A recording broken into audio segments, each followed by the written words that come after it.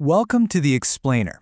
Today, we're grabbing a magnifying glass and taking a really fascinating look at the anatomy of a thriving local community. We're going to unpack the August 2026 newsletter of an organization called Singles Outreach Services, Inc. Now, rather than talking about community building in, abstract theoretical terms, we're going to look at the literal calendar, the rules, the events, and the shared values of a group that has been doing this successfully for decades. And this brings us right to the heart of the matter. Think about this for a second. How exactly does one local nonprofit keep its members engaged every single day of the month? I mean, we live in an era where people constantly talk about a lack of connection, right? But right here, buried in this modest monthly newsletter, is a perfect blueprint for daily, continuous engagement. We're actually going to skip the traditional agenda today because I want to jump straight into how this organization pulls it off, week in and week out. So it all starts with a clear purpose. The foundational goal of Singles Outreach Services is remarkably straightforward. Their official mission statement reads, quote, "To provide a safe and welcoming place for singles of all ages to share activities and friendship." What's really refreshing here is the simplicity. There's no corporate jargon, no buzzwords. It's literally just about safety, feeling welcome, shared activities, and friendship. And that is the bedrock that every single event on their packed calendar is built upon.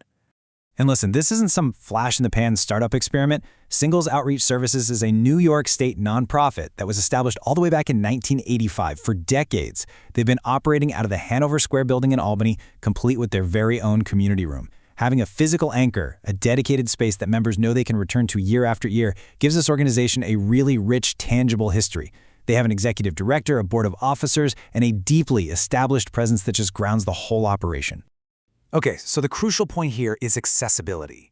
What do you think it costs to unlock this vibrant, decades-old community for an entire year? $30. That is it. For just $30 a year, members get laminated membership cards in the mail, weekly email updates, and access to a massive calendar of events. By keeping the barrier to entry so incredibly low, they ensure that anyone seeking friendship and activity can literally just walk through their doors without any financial stress. All right, let's dive into Pillar 1, the daily hustle. Building routine and connection. The heartbeat of any true community isn't just the big annual galas, right? It's the daily, recurring events that actually give people a routine. Just look at the sheer volume of stuff they have going on.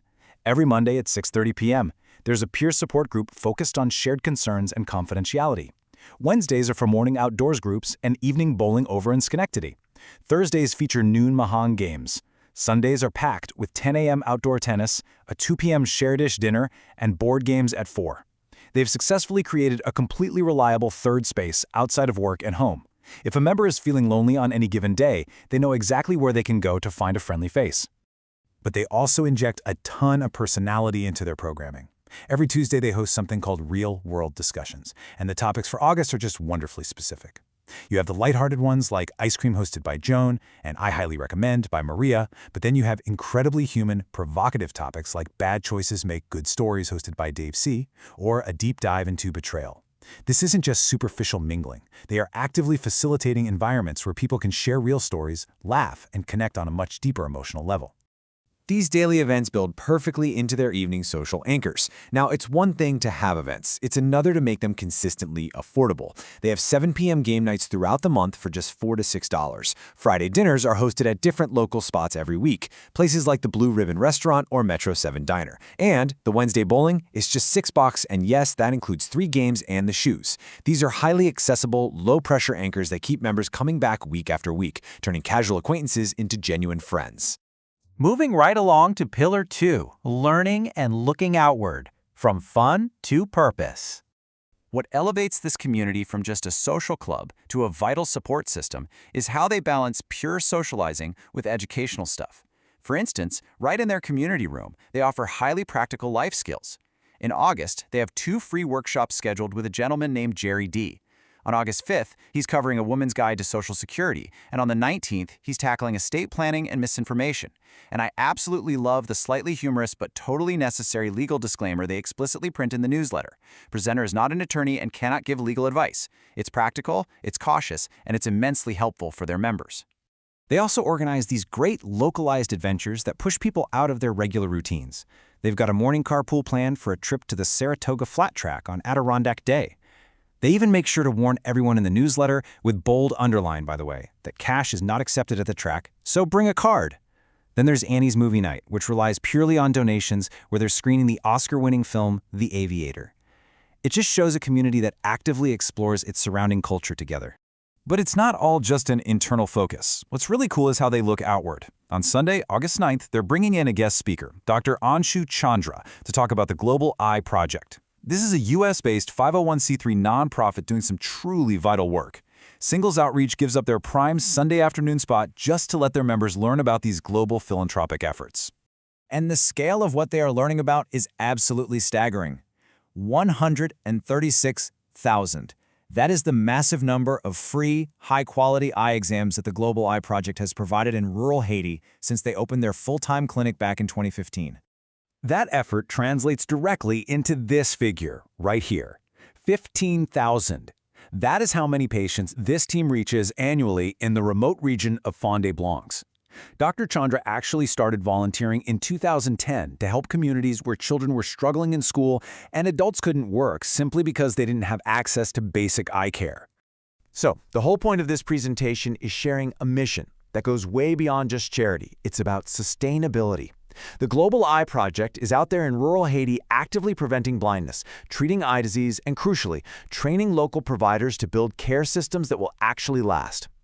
By featuring this, Singles Outreach ensures its community remains engaged with the wider world, proving that a local social group can absolutely foster global awareness. Okay, on to Pillar 3, the big celebration, the Labor Day picnic climax. Every community needs milestones, events that require collective planning, build anticipation, and bring everyone together for a massive celebration.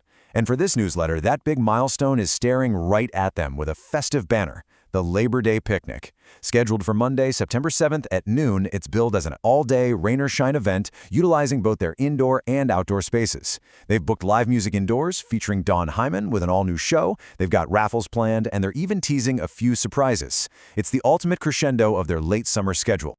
This event also really showcases the quirky creativity of this group. The picnic features a highly unique costume contest.